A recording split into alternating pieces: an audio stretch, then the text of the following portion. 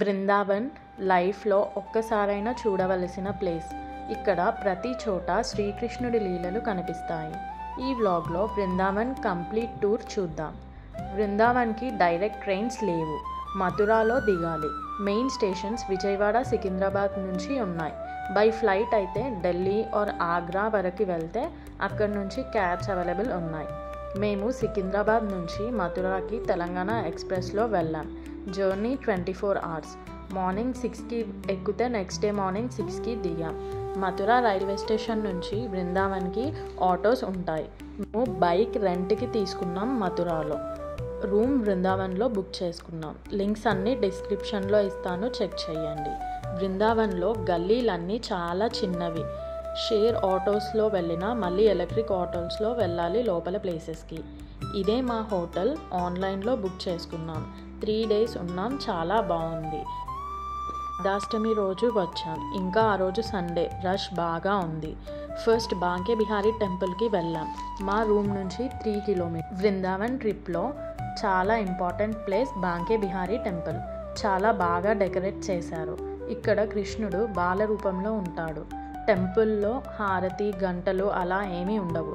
చిన్ని కృష్ణుడికి డిస్టర్బ్ అవ్వద్దు అని ఏమీ చెయ్యరు. కర్టన్స్ కూడా ఓపెన్ అండ్ క్లోజ్ చేస్తూ ఉంటారు. ఎందుకంటే భక్తులతో ఐ కాంటాక్ట్ వస్తే కృష్ణుడు వచ్చేస్తాడని నమ్ముతారు ఇక్కడ వాళ్ళు. ఇక్కడి నుంచి కొంచెం ముందుకు వెళ్తే శ్రీ రాధా వల్లభ టెంపుల్ కనిపిస్తుంది. ఇక్కడ రాధాకృష్ణుల ఏకత్వం ఒకే విగ్రహంగా కనిపిస్తుంది.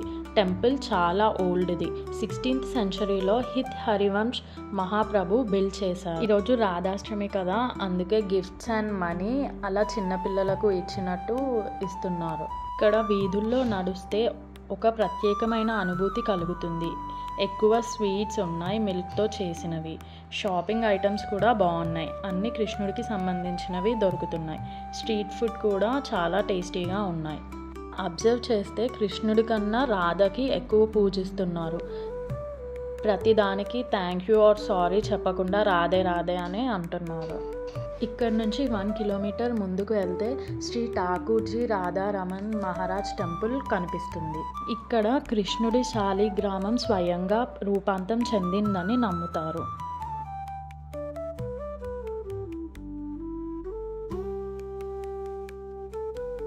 ముందుకు వెళ్తే నిధివన్ కనిపిస్తుంది.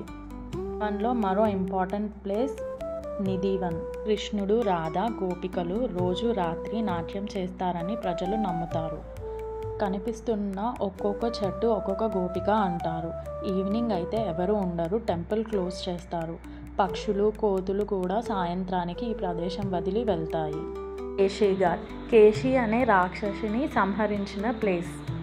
ముందుకు వెళ్తే చీర్ ఘాట్ కనిపిస్తుంది. ప్లేస్లో కృష్ణుడు గోపికలు స్నానం చేస్తుంటే వస్త్రాలు అపహరించాడు. కనిపిస్తున్న ట్రీ మీద కూర్చొని ఫ్లూట్ ప్లే చేసేవాడంట శ్రీకృష్ణుడు. ఆ నది ఉప్పొంగుతుంది. మేము ఫుల్ రెయిన్స్లో వచ్చాం. వాటర్ బాగా ఉన్నాయి. ఘాట్లో అన్ని వాటర్తో ఉన్నాయి. బోటింగ్ కూడా ఉంది. ఇక్కడ నుంచి కొంచెం ముందుకు వెళ్తే 1/2 kilometerలో కృష్ణుడు 1000 పడగల పాము పైన కళింగ మర్దన చేసిన ప్లేస్ కలియాదేవ్ టెంపుల్ కనిపిస్తుంది. కళింగ పాము యమునా నదిలో నివాసం ఉండి విషం చిందిస్తుంటే ప్రజలు ఇబ్బంది చూసి కృష్ణుడు కళింగుడి తలపై కొట్టాడు. రక్తం కక్కుతున్న భర్తని చూసి కళింగుడి భార్యలు కృష్ణుడిని వేడుకుంటే కృష్ణుడు వదిలివేశాడు. ఆ టెంపులే ఇది. కొంచెం ముందుకు వస్తే రాధా మదన్ మోహన్ టెంపుల్ కనిపిస్తుంది. చిన్న కొండపైన ఉంది టెంపుల్. ఇది చాలా ఓల్డ్ టెంపుల్. 1670లో ఔరంగజేబ్ దాడి చేస్తే రియల్ విగ్రహం రాజస్థాన్లో పెట్టారు. Next temple Radha Damodar temple. ఇస్కాన్కి మూలం ఈ టెంపులే. శ్రీలా ప్రభుపాద్ గారు ఇక్కడే 6 years ఉండి అన్ని రచనలు, బుక్స్ రాశారు. ఇక్కడ నుంచి కొంచెం ముందుకు వెళ్తే రాధారమణ్ టెంపుల్ కనిపిస్తుంది. ఈ టెంపుల్ మార్నింగ్ 11 కల్లా క్లోజ్ చేస్తారు. మళ్ళీ ఈవినింగ్ 5 or 6కి ఓపెన్ చేస్తారు. ఈ టెంపుల్ని గోపాల్ భట్ నిర్మించారు. విగ్రహం చాలా చిన్నదిగా ఉంటుంది. ఈ టెంపుల్లోని ప్రసాదాలు చేసే వంటశాలలో 500 years నుంచి నిప్పు వెలుగుతూనే ఉంది అని అంటారు.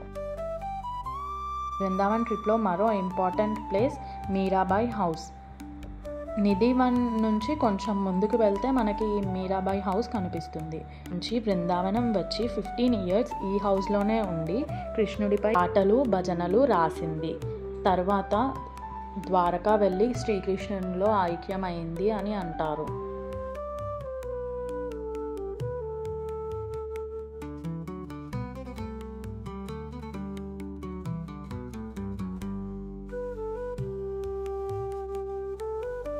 Next Govind Dev temple. ఈ టెంపుల్ 1590లో రాజా మాన్ సింగ్ చాలా బ్యూటిఫుల్గా బిల్డ్ చేశారు. రాజా మాన్ సింగ్ జైపూర్ రాజు, అక్బర్ సైన్యాధ్యక్షుడు. అందుకే ఈ టెంపుల్ మొఘల్ ఆర్కిటెక్చర్లో కనిపిస్తుంది. మొత్తం 7 ఫ్లోర్స్ ఉండేవి. ఔరంగజేబ్ దాడి చేసినప్పుడు 4 ఫ్లోర్స్ పోయాయి, ఇప్పుడు 3 ఫ్లోర్సే ఉన్నాయి. ఈ టెంపుల్ చాలా పెద్దది. ద్రవిడియన్ ఆర్కిటెక్చర్లో ఉంది. 1851లో బిల్డ్ చేశారు. టెంపుల్ 11 కల్లా క్లోజ్ చేస్తారు.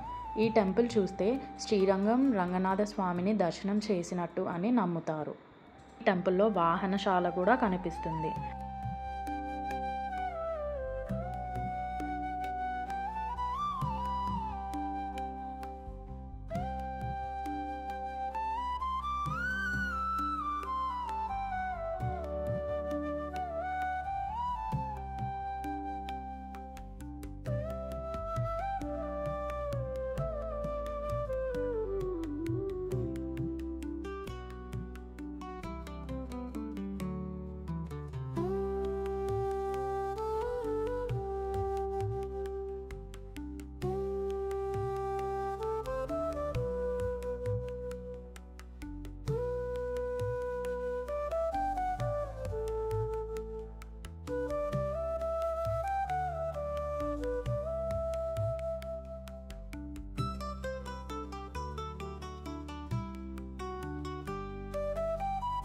ISKCON international society for Krishna consciousness చాలా పీస్ఫుల్గా ఉంది. ఈవినింగ్ హారతి టైంకి వచ్చాం మేము. ఫారినర్స్ కూడా బాగా వస్తున్నారు. మ్యూజియం ఉంది లోపల.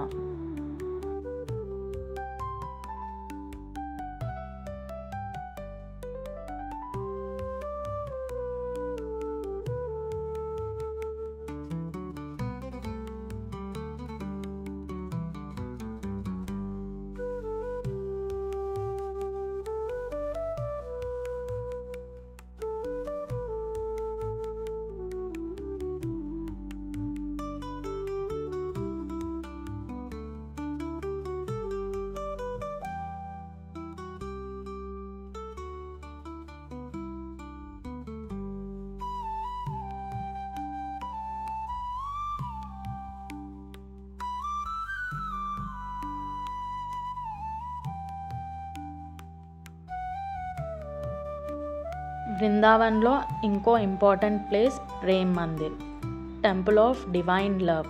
నైట్ వ్యూ చాలా బాగుంటుంది. ఆ మార్బుల్, ఆ స్కల్ప్చర్స్ చాలా అంటే చాలా బ్యూటిఫుల్గా ఉన్నాయి. ఈవినింగ్ భజనలు హారతి ఉంటాయి. అన్నీ టైం చూసుకొని వెళ్ళండి. ఈవినింగ్ క్లోజ్ చేస్తారు ఎర్లీగా. మేము రాధాష్టమి రోజు ప్రేమ్ మందిర్ వెళ్ళాం, కానీ చాలా రష్ ఉంటే నెక్స్ట్ డే వచ్చాం.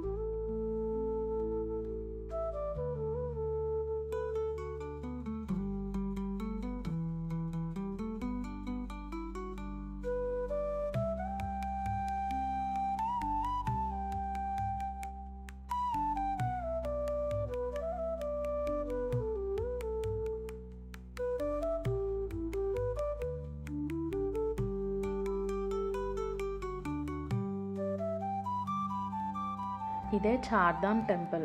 4 ధామ్లు ఉన్నాయి. రాధాకృష్ణ ధామ్, శివధామ్, మాతా వైష్ణవిదేవి ధామ్, శనిధామ్ అని 4 ధామ్లు ఉన్నాయి. చాలా బ్యూటిఫుల్గా ఉంది.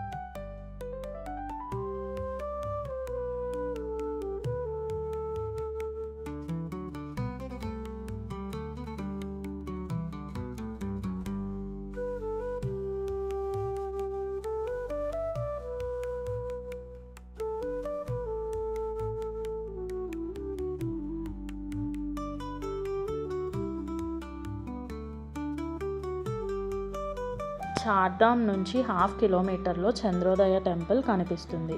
ఇది చాలా టాల్గా ఉంది. ఇది ఒక ఇస్కాన్ ప్రాజెక్ట్.